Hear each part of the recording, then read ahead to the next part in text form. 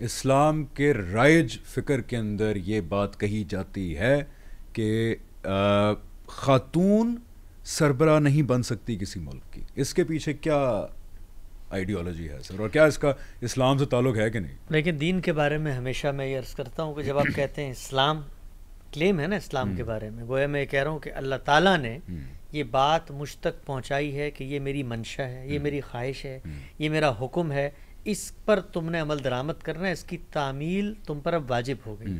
جب اتنا بڑا دعویٰ میں کرتا ہوں تو اس کے لیے ضروری ہے کہ میں اس کلیم کو ویریفائی کروں، کوالیفائی کروں، اور یہ بتاؤں کہ اللہ تعالیٰ نے یہ بات ہمیں کہی تھی.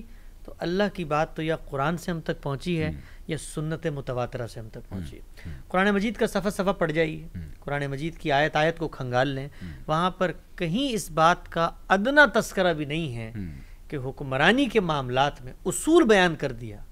بہترین موقع تھا اگر اللہ تعالیٰ نے کوئی بات بیان کرنی ہوتی. اور پھر میں آپ سے عرض کروں کہ جب وہ اللہ تعالیٰ بیان کرتے تو پھر انہوں نے قرآن مجید میں کچھ اور باتیں بھی بیان کرنی پڑتی. یعنی وہ یہ بیان کرتے عورت حکمران نہیں بن سکتی، تو جو ہم نے پہلے ڈسکس کیا کہ دین کا پورا تصور جس میں جنس کی بنیاد پر کوئی تفریق خدا نے نہیں کی، تو پھر بتانا پڑتا کہ میرے نزدیک عورت مرد ایک برتر اور کمتر مخلوق ہے. جنت جہنم کے اندر ان کا فیصلہ بالکل الگ کرائٹیریا کی بنیاد پہ ہوگا. ایک وہاں اونچے گھروں میں رہے گا، دوسرا وہاں نیچے گھروں میں رہے گا. پھر وہ یہ بتاتے کہ جو ازواج مطہرات ہیں ان کو بتائیے آپ، یعنی وہ پورا پھر دین کی اورینٹیشن تبدیل ہو جاتی ہے.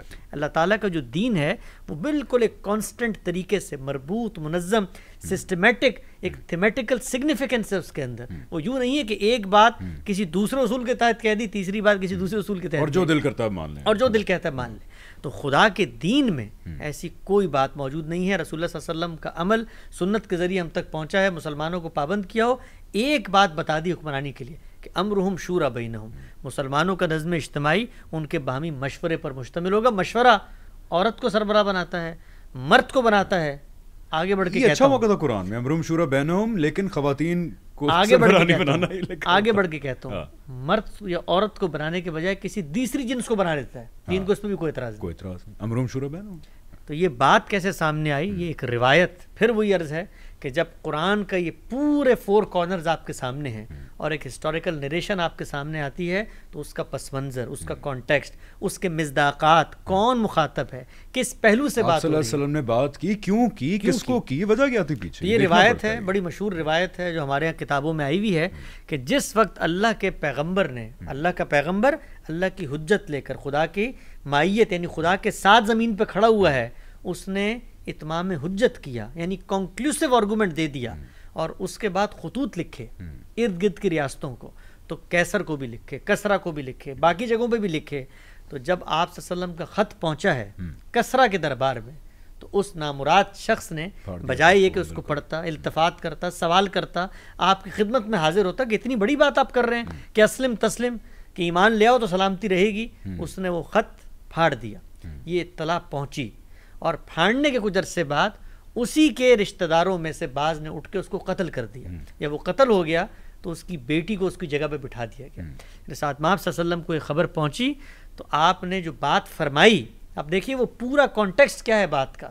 جب بھی کوئی ہسٹوریکل نریشن آپ سنتے ہیں تو اس میں کچھ اسٹیبلش فیکٹ ہیں، ان کو آپ کو مقدر ماننا پڑتا ہے.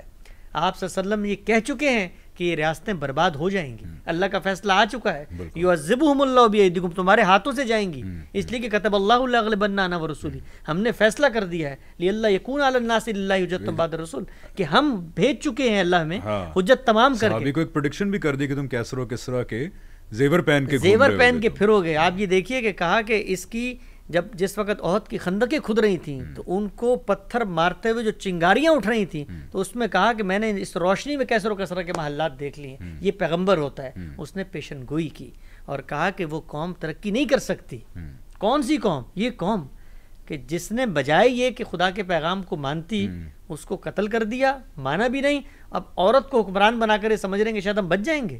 ان کے تو پیٹھ پر خدا کا تازیانہ برسنے والا ہے، ان کے سروں پہ تلوار لٹکی ہوئی ہے. بات کچھ اور ہو رہی ہے. یہ بات اور یہ بات کہ مسلمانوں پر پابندی لگا دی گئی ہے، اس کا زمین آسمان کا فرق ہے. ان دو چیزوں میں قطعاً کوئی تعلق نہیں ہے.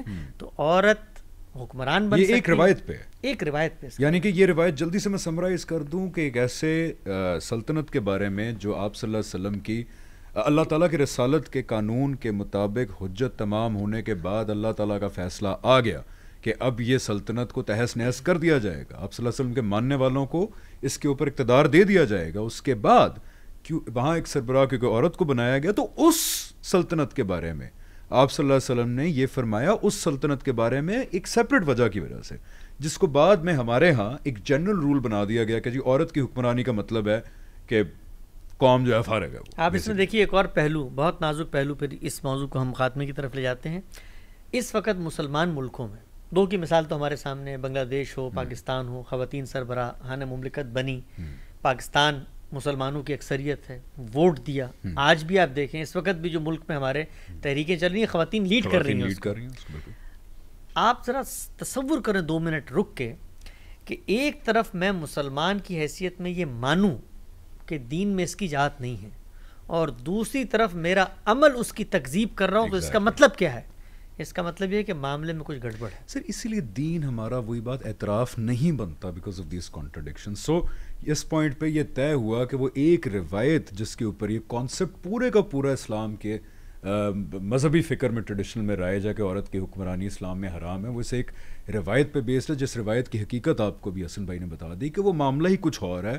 آپ صلی اللہ علیہ وسلم بات ہی کچھ اور کر رہے ہیں کسی اور مدعے کے معاملے میں, اور وہ ہم نے اصول بنا کے یہاں فٹ کر دی. ٹھیک ہے جی,